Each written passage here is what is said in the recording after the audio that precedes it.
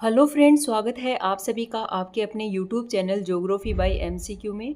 जैसा कि आप जानते हैं हमारी एमसीक्यू सीरीज चल रही है और इसमें हम कर रहे हैं क्लास 11th की बुक है भौतिक भूगोल के मूल सिद्धांत। उसको हम चैप्टर बाय चैप्टर एमसीक्यू के माध्यम से पूरा कवर करने की कोशिश कर रहे हैं और अभी तक इसमें 6 चैप्टर कंप्लीट हो गए हैं। ठीक है, जिसमें हमने अभी तक एक लाइन भी ऐसी नहीं छोड़ी है जो इम्पोर्टेंट हो और वो क्वेश्चन में ना आई हो। ठीक है, तो अब स्टार्ट कर रखा है हमने चैप्टर 7। इसका एक वीडियो पहले आ चुका है और ये आज इसका होगा सेकंड पार्ट। तो चैप्टर का नाम है भूआकृतिक प्रक्रियाएं तथा उनका विकास। तो आइए स्टार्ट करते हैं। आज का क्वेश्चन है, अवनमित कुंड कहाँ निर्मित होते हैं? ए है नदी की घाटी के ऊपरी भाग में, बी है जलप्रपातों के तल में, सी है पहाड़ी क्षेत्रों में नदी के किनारों पर, डी है जहाँ दो नदियाँ आपस में मिलती हैं। तो अवनमित कुंड कहाँ बनता है? जैसे हम डायग्राम में देख पा रहे हैं कि ये जैसे नदी प्रवाहित हो रही है। ठीक है, तो जैसे एक चट्टानी स्ट्रक्चर है जिसके ऊपर से नदी प्रवाहित हो रही है, तो जहाँ पे जो ये रेड कलर करके दिखाया हुआ है ये है मान लो कठोर चट्टान। ठीक है, और जो ग्रीन वाला है वो है मुलायम चट्टान।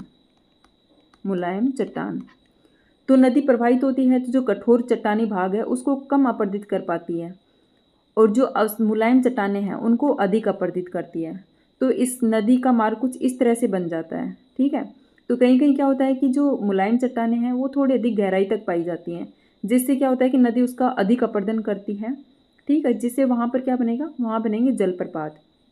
लेकिन जलप्रपात के जो तल हैं, ठीक है, इस तली वाले क्षेत्र में क्या होता है कि गहरे खड्डों का निर्माण हो जाता है। जैसे गर्तिका भी नदी मार्ग में हमने जल गर्तिका देखी थी, वैसे यहाँ पे भी जल गर्तिकाओं का निर्माण हो जाता है। ठीक है, बड़े बड़े जल गर्तिकाओं का निर्माण हो जाता है और ये जल गर्तिकाएँ एक विशाल कुंड के रूप में बन जाती हैं। ठीक है, विशाल व गहरे कुंड के रूप में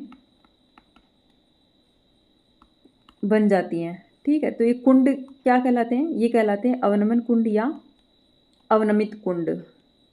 तो अवनमन या अवनमित कुंड कहाँ बने? ये बने जलप्रपात की तली में। तो ऑप्शन बी सही हो जाएगा इसका, जलप्रपातों के तल में अवनमित कुंड निर्मित होते हैं।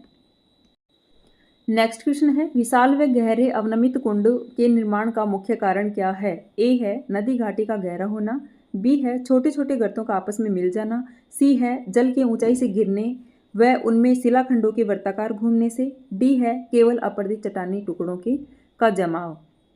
तो विशाल और गहरे अवनमित कुंड ये अभी हमने पीछे देखा है, जिनको अवनमित कुंड कहते हैं, जलप्रपात की तली में बनते हैं। ठीक है, तो ये पूछ रहा है कि विशाल और गहरे अवनमित कुंड का निर्माण का मुख्य कारण क्या है? तो ऑप्शन इसका सी सही हो जाएगा, जल की ऊंचाई से गिरने व उसमें शिलाखंडों के वृत्ताकार घूमने से निर्माण होता है। जैसे हमने देखा, जैसे वाटरफॉल होता है, ठीक है, तो ऐसे जल गहराई से गिरेगा तो जो उसकी जलप्रपात की तली है वहाँ पे क्या होता है कि कुछ जल गतिकाओं का निर्माण होता है और वहाँ पे चट्टानी पदार्थ घूम घूम के ऐसे गोल गोल गर्तों में घूमते रहते हैं और बड़े कुंड का निर्माण करते हैं, जिनको हमने कहा था अवनमित कुंड। ठीक है, तो इसमें पूछा है कि अवनमित कुंड का मुख्य निर्माण का मुख्य कारण क्या है? तो मुख्य कारण यही होगा कि जल के ऊंचाई से गिरने व उसके शिलाखंडों के वर्ताकार घूमने से ही इनका निर्माण होता है। तो ऑप्शन सी सही हो जाएगा।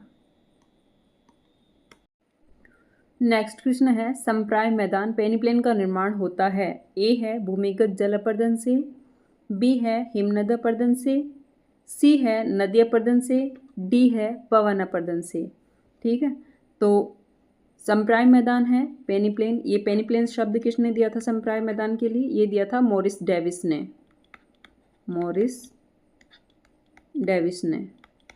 ठीक है, तो संप्राय मैदान का निर्माण होता है जो नदी द्वारा निर्मित मैदान होते हैं उनको संप्राय मैदान कहते हैं जब नदी जिस क्षेत्र से प्रवाहित हो रही होती है। ठीक है, वहाँ पे जो उच्चावच होते हैं उनको अपरदित करती हुई उन क्षेत्रों को समतल मैदानों में परिवर्तित कर देती है। ठीक है, उससे क्या होता है कि संप्राय मैदान का निर्माण होता है।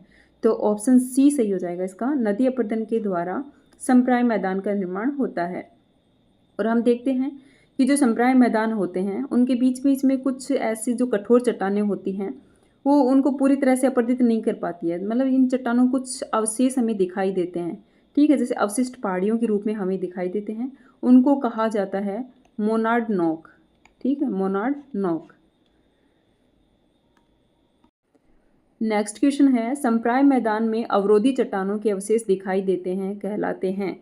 ए है जलोढ़, बी है मोनाडनोक, सी है प्राकृतिक तटबंध, डी है पेन प्लेन। तो अभी लास्ट के क्वेश्चन में मैंने बताया है कि जो मोनाडनोक है वो क्या है। जो संप्राय मैदान है उनमें अवरोधी चट्टान के अवशेष दिखाई देते हैं उनको कहा जाता है मोनाडनोक। जैसे आप डायग्राम में भी देख सकते हैं साइड में कि ये समतल मैदान है, ठीक है, नदी के द्वारा निर्मित समतल मैदान है और इसके बीच बीच में कुछ अवशिष्ट पहाड़ियाँ जो चट्टानी क्षेत्र होते हैं वो पूरी तरह से उनको अपर्दित करके समतल नहीं कर पाती, तो उनके कुछ अवशेष दिखाई देते हैं, ठीक है, उनको कहा जाता है तो अवशिष्ट पहाड़ी या टीला या मोनाडनोक। नेक्स्ट क्वेश्चन है, निम्नलिखित कथनों पर विचार कीजिए। एक है युवावस्था में नदियां वी आकार की घाटी बनाती हैं। कथन 2 है प्रौढ़ावस्था में नदी जलप्रपात व छिप्रिकाएं बनाती हैं। तीसरा कथन है वृद्धावस्था में नदी विस्तृत बाढ़ के मैदानों में बहती हुई विसर्प प्राकृतिक तटबंध गोखरू झील बनाती है। उपरोक्त में से सत्य कथन है। ऑप्शन ए है केवल एक, बी है केवल एक और दो, सी है केवल एक और तीन, डी है उपरोक्त सभी। तो इस क्वेश्चन में 3 कथन दिए हुए हैं और उसमें से पूछा है कि सत्य कथन कौन सा है। तो देखते हैं, पहला कथन है युवावस्था में नदियां वी आकार की घाटी बनाती हैं। तो पहला कथन इसका सही है कि युवावस्था में नदी वी आकार की घाटी बनाती है। दूसरा है प्रौढ़ावस्था में नदी जलप्रपात व छिप्रिकाएं बनाती हैं। तो कथन 2 गलत हो जाएगा इसका। प्रौढ़ावस्था में नदी जलप्रपात और छिप्रिकाएं नहीं बनाती, ये बनाती है युवावस्था में, ठीक है। जलप्रपात और छिप्रिकाएं कौन सी अवस्था में बनाएगी नदी? युवावस्था में। कथन 3 है वृद्धावस्था में नदी विस्तृत बाढ़ के मैदानों में बहती हुई विसर्प प्राकृतिक तटबंध गोखरू झील बनाती है। तो कथन 3 भी इसका बिल्कुल सही है, ठीक है। विसर्प प्राकृतिक तटबंध और गोखरू झील, इनका निर्माण नदी वृद्धावस्था में करती है। तो इसमें पूछा है सत्य कथन कौन सा है। तो कथन 1 और 3 सत्य है और दूसरा असत्य है। तो ऑप्शन सी सही हो जाएगा इसका, केवल 1 और 3। नेक्स्ट क्वेश्चन है प्रवाहित जल द्वारा निर्मित अपर्दित स्थल रूप हैं। पहला है घाटियाँ, दूसरा है जल गर्तिका तथा अवनमित कुंड, तीसरा है अंतःकर्तित विसर्प या गंभीर भूत विसर्प, चौथा है नदी वेदिकाएं। तो उपरोक्त में से कौन सी नदी द्वारा निर्मित अपर्दित स्थल रूप हैं? देखो, प्रवाहित जल को हम कहेंगे नदी प्रवाह, ठीक है। तो इसमें पूछा है कि कौन सा नदी के द्वारा निर्मित अपर्दित स्थल रूप है। ऑप्शन ए है केवल 1, 2 और 3, बी है केवल 2 और 3, सी है उपरोक्त सभी, डी है केवल 3 और 4। तो पहला देखते हैं इसका, नदी द्वारा निर्मित घाटियाँ। तो पहला इसका सही हो जाएगा, नदियाँ अपनी युवावस्था में वी आकार की घाटी बनाती हैं। तो पहला सही हो जाएगा। दूसरा है जलगर्तिका तथा अवनमित कुंड। तो दूसरा भी सही हो जाएगा। अभी लास्ट के क्वेश्चन में हमने देखा है कि जलगर्तिका क्या है और अवनमित कुंड क्या है, और नदी ये बनाती है अपनी युवावस्था में, ठीक है। युवावस्था में किसका निर्माण करती है? जलगर्तिका का, और घाटियों का और अवनमित कुंड सब किस में बनेंगे? ये बनेंगे युवावस्था में। और जलप्रपात भी किस में बनेंगे? ये भी युवावस्था में बनेंगे। तीसरा है अंतःकर्तित विसर्प या गंभीर भूत विसर्प। तो ये भी नदी द्वारा अपर्दित स्थल रूप हैं और ये बनते हैं नदी की प्रौढ़ावस्था में, वृद्धावस्था में, सॉरी, ठीक है। तीसरा है नदी वेदिकाएं। तो नदी वेदिकाएं भी, ये देखो, ये नदी द्वारा अपर्दित और निक्षेपित दोनों में आता है नदी वेदिकाएं, लेकिन यहाँ पे ये अपर्दित पूछा है तो इसमें भी इसको काउंट किया जाएगा कि नदी वेदिकाएं नदी द्वारा अपर्दित स्थल रूप हैं। तो इसका 4 भी सही हो जाएगा। ऑप्शन सी सही हो जाएगा, उपरोक्त सभी नदी द्वारा निर्मित अपर्दित स्थल रूप हैं। नेक्स्ट क्वेश्चन है अंतःकर्तित विसर्प या गंभीर भूत विसर्प का निर्माण होता है जब नदियाँ, ऑप्शन ए है तीव्र ढालों पर केवल पार्श्व अपर्दन करती हैं, बी है मंद ढालों पर बहते हुए नदी वक्र और विस्तृत विसर्प बनाती है, सी है अपने तल पर अपर्दन नहीं करती, डी है केवल डेल्टा मैदानों पर पाई जाती है। तो जो अंतःकर्तित विसर्प हैं या गंभीरभूत विसर्प हैं उनका निर्माण कैसे होता है? जैसे हम साइड में डायग्राम में देख पा रहे हैं। अंतःकृतित का विसर्ग का मतलब होता है विसर्ग के अंदर विसर्ग, ठीक है। जैसे पहले नदी यहाँ तक इसका प्रवाह क्षेत्र था, लेकिन जो नदी है उसके जो उद्गम क्षेत्र है उसमें जल की कमी के कारण क्या होता है, नदी एक पतली सी धारा के रूप में बहने लगती है, ठीक है। तो इसका अंतःकृतित विसर्ग का मतलब हुआ कि विसर्ग के अंदर विसर्ग, ठीक है। जो नदी है वो क्या करती है, जो इसका उत्तल वाला क्षेत्र है वहाँ पे तो करती है, जो निक्षेप होते हैं उनको निक्षेपण होता है, और जो अवतल वाला क्षेत्र है, देखो नदी का जो उत्तल वाला क्षेत्र है वहाँ होता है निक्षेपण, निक्षेपण। और जो अवतल क्षेत्र होता है, अवतल भाग होता है, वहाँ होता है अपर्दन। तो ये जो नदी बह रही है ये वाला भाग हो जाएगा इसका उत्तल भाग, तो यहाँ होगा अपर्दन। और जो ये वाला भाग है जहाँ नदी निक्षेप कर रही है, निक्षेपण कर रही है, ये वाला हो जाएगा उत्तल, उत्तल भाग, ठीक है। तो ये इसने पूछा है कि नदी अंतःकृतित विसर्प या गंभीरभूत विसर्प का निर्माण कैसे होता है, तो इसका ऑप्शन बी सही हो जाएगा। मंद ढालों पर बहती हुई नदी वक्रिक या विस्तृत विसर्प बनाती है। लेकिन इसका एक ये भी है कि जो ये नदी है कठोर चट्टानों को काटते हुए मतलब विसर्प का निर्माण करती है, ठीक है। तो मंद ढालों पे ही विसर्प बनते हैं, क्योंकि तीव्र ढालों पे यही था, जैसे तीव्र ढालों पर केवल पार्श्व अपर्दन, तो वैसे भी नदी तीव्र ढालों पर पार्श्व अपर्दन नहीं करती, ऊर्ध्वाधर अपर्दन करती है, जिससे क्या करती है, वी आकार की घाटी का निर्माण करती है। तो ऑप्शन ए तो वैसे ही गलत हो जाएगा। बी मंद ढालों पर बहते हुए नदी वक्रिक और विस्तृत विसर्प बनाती है, तो ऑप्शन इसका बी सही हो जाएगा। नेक्स्ट क्वेश्चन है, निम्नलिखित कथनों पर विचार करें। पहला कथन है तीव्र ढालों में बहती हुई नदियां अधिक पार्श्व अपर्दन करती हैं। दूसरा कथन है मंद ढालों पर बहती हुई नदियां सामान्यतः नदी तल पर अपर्दन करती हैं। तीसरा कथन है नदी विसर्प का बाढ़ मैदानों और डेल्टा मैदानों पर पाया जाना सामान्य है। उपरोक्त कथनों में से कौन सा कथन असत्य है? ऑप्शन ए है केवल एक, बी है केवल 2 और 3, सी है केवल 1 और 2, डी है 1, 2 और 3। तो इसने पूछा है असत्य कथन कौन सा है। तो देखते हैं। पहला कथन इसने कहा है तीव्र ढालों पर बहती हुई नदियां अधिक पार्श्व अपर्दन करती हैं। तो पहला कथन इसका गलत हो जाएगा, क्योंकि तीव्र ढालों पर बहती हुई नदियां पार्श्व अपर्दन नहीं करती, ये करती हैं ऊर्ध्वाधर पतन, ऊर्ध्वाधर अपर्दन, ठीक है। तो पहला कथन इसका गलत हो जाएगा। दूसरा है मंद ढालों पर बहती हुई नदियां सामान्यतः नदी तल पर अपर्दन करती हैं, तो ये गलत है, क्योंकि मंद ढालों पर बहती हुई नदियां नदी तल पर अपर्दन नहीं करेंगी। नदी तल पर तो जब तीव्र ढालों पर बहती हैं तब करती हैं, लेकिन मंद ढालों पे करती हैं ये पार्श्व अपर्दन। जब नदी मंद ढालों पे बह रही होती है तो साइड से कटाव करती है, जैसे ये नदी बह रही है, ठीक है।